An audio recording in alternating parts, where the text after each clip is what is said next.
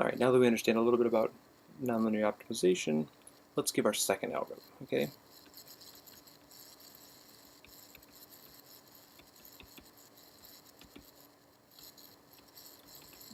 It's typically called direct transcription.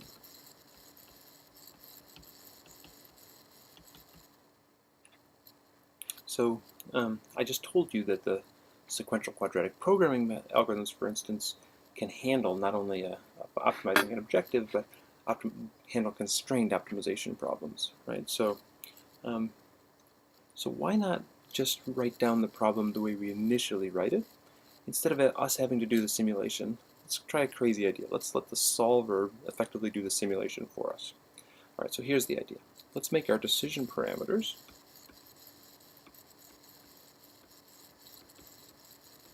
where before we just had u0 through, let's say, un minus 1 were our decision variables.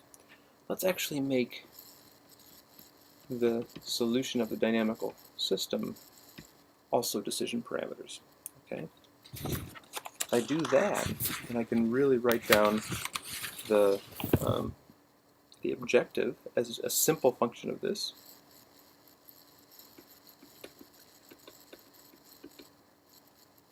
Okay? If I have this as my parameter vector, call it alpha, then evaluating my cost is really the same as just, maybe I could make some discrete time approximation. I times maybe some time step dt, some overall I from 0 to n, or n minus 1, let's say. Okay, but basically, instead of, if I already have the decision parameters x1 through xn, then I can evaluate my long-term cost by just evaluating the sum. I don't have to simulate if I've given this as my guess. Okay, but then I'm going to add in the constraints that any viable decision parameters alpha must satisfy the constraints that for all I, let's say, that x of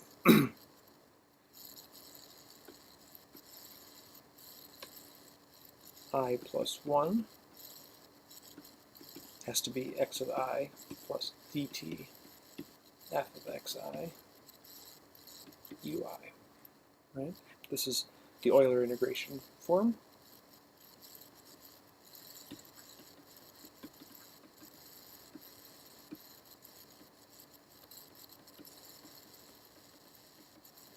Other integration schemes are certainly possible too, like Runge-Kutta or whatever your favorite is. Okay, let's just list these as constraints for the solver. Okay, and then hand this, if I believe so much in these second-order methods, then why not just hand the problem to Snopt like this and ask it to solve it? Now that seems like a really bad idea, but let me think about some of the advantages. Before I had to compute, I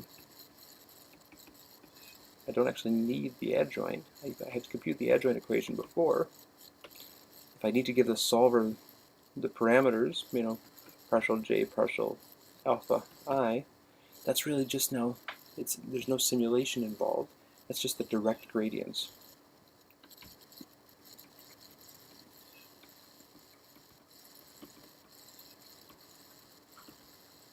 Of partial g, partial xi, or partial g, partial ui.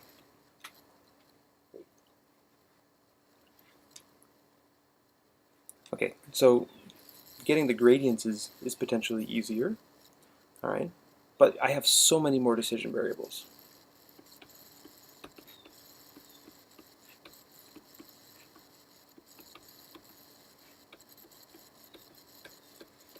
It turns out, even though you think that this would be a crazy idea, it turns out to be an extremely effective idea, in my view, in practice, for a couple of important reasons. So first of all, the gradients here are extremely sparse. So partial j, partial AI, and for instance, the gradients of my constraints here are almost all 0 for all x's, except for 1 or 2 x's at each time step.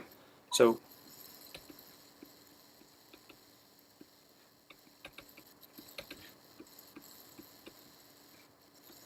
extremely sparse constraints.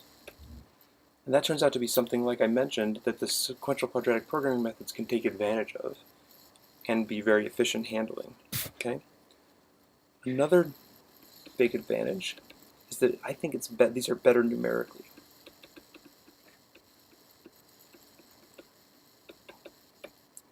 So one of the problems you get in the shooting methods is, if you think about it, this is an interesting thing to think about, but if I simulate my trajectory from some x0,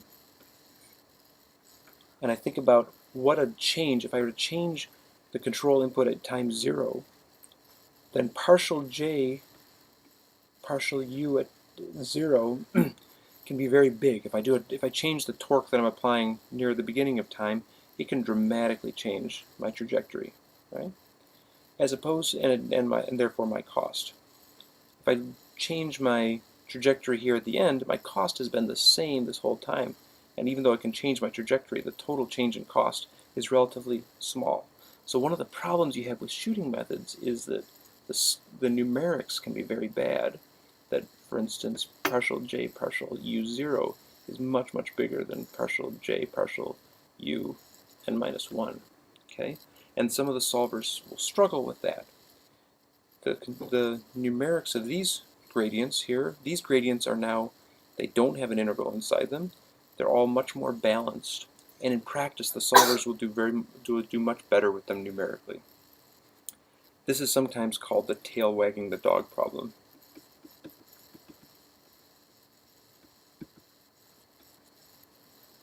It's a numerically bad problem.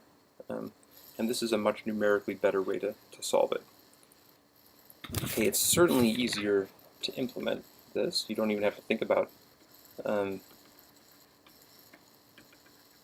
adjoint methods or anything like that. You can just type it in and take gradients of my initial function, and it's easy to implement. But the other big advantage, I would say, is that it's very, very easy and natural to add constraints.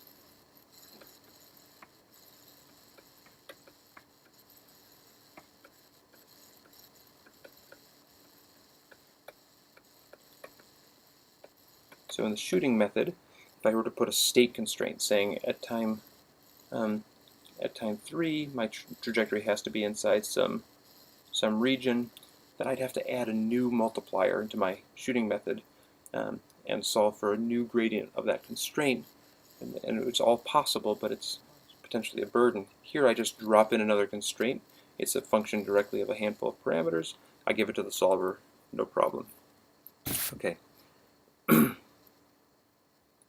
Now, one of the complaints about this method is that I have to fix my integration method here. So compared to the shooting, where I could do potentially variable and time step integration, I try to do some sort of accurate numerical integration.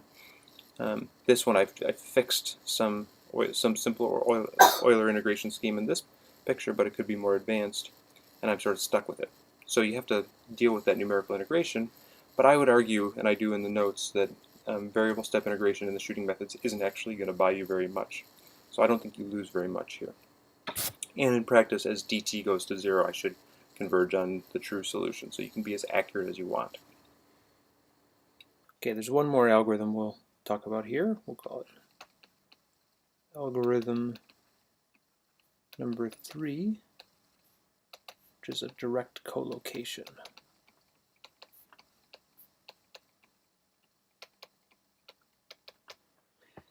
Almost the same as the direct transcription method. We're still going to have decision parameters.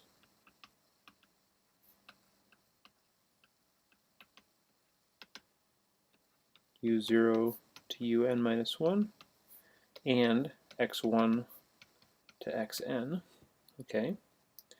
But the difference is how you write down the constraints. But we're going to replace our Euler integration constraints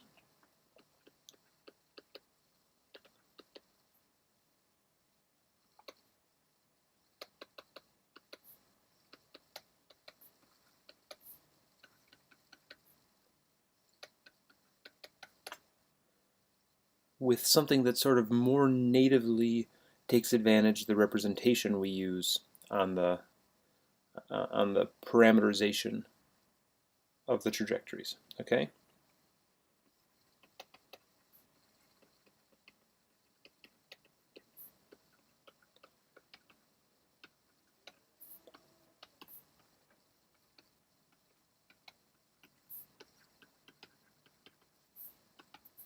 Okay, so here's the idea. So in particular, the magic place for direct collocation is if I say u of t is parameterized as piecewise linear, x of t is piecewise cubic, and my constraints is, now if you think about what a cubic spline does for each segment t, x of t, say between time I plus 1. Okay, I have decision parameters xi, decision parameter xi plus 1. Okay, and I'd like to somehow have a spline in between here, a cubic, which has a total of 4 degrees of freedom. Okay, so I'm going to go ahead and say that I'd like my I'd like to relate xi plus 1 to xi in a way that satisfies the dynamic constraints. We wrote this equation before, okay, but instead with the collocation methods we're going to do something a little bit different. We're going to pick a collocation point here,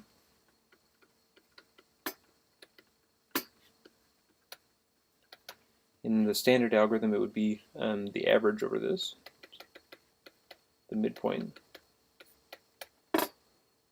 Okay.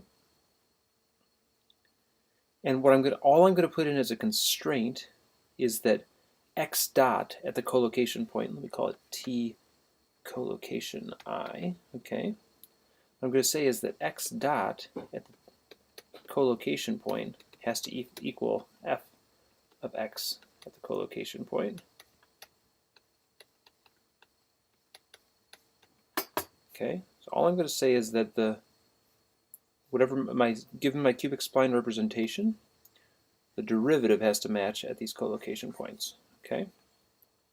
It turns out because the cubic spline is defined with 4 parameters, if I know xi and I know xi plus 1, I know the derivative at this has to match, and the derivative here has to match. That's already 4 parameters, so it completely specifies what the derivative is going to be here. For the specific case of a piecewise linear and piecewise cubic, that expression is algebraically very simple, as you'll see on your problem set. Okay, and so therefore, if I just enforce this constraint here, this collocation constraint,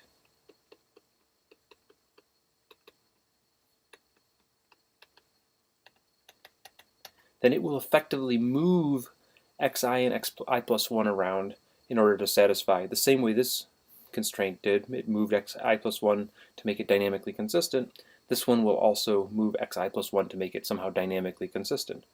Now the exact way that it's dynamically consistent is a little subtle, but the initial papers on this, which we'll cite in the notes, suggest that as the time step between these go to 0, if I call this my dt,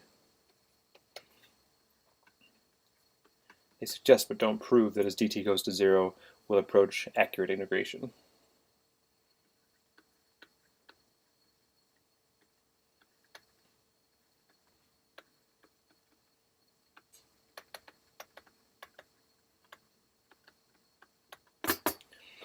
And for me, there's something very nice about explicitly using the representation of the trajectory in order to enforce the integration constraints. Right? So in this one, it's sort of not clear exactly how my x is parameterized in a way that I'm enforcing, what this constraint gives me in terms of a parameterization in x. And here it's extremely explicit. It's direct and it's very efficient to compute. They like to say that there's no integration required in this method, although I think that's maybe not a big selling point. Okay, so this direct collocation method, which we end up calling dircall,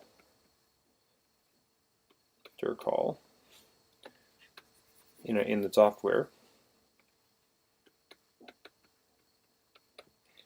is become sort of a method of choice for the direct trajectory optimization methods in a lot of our work.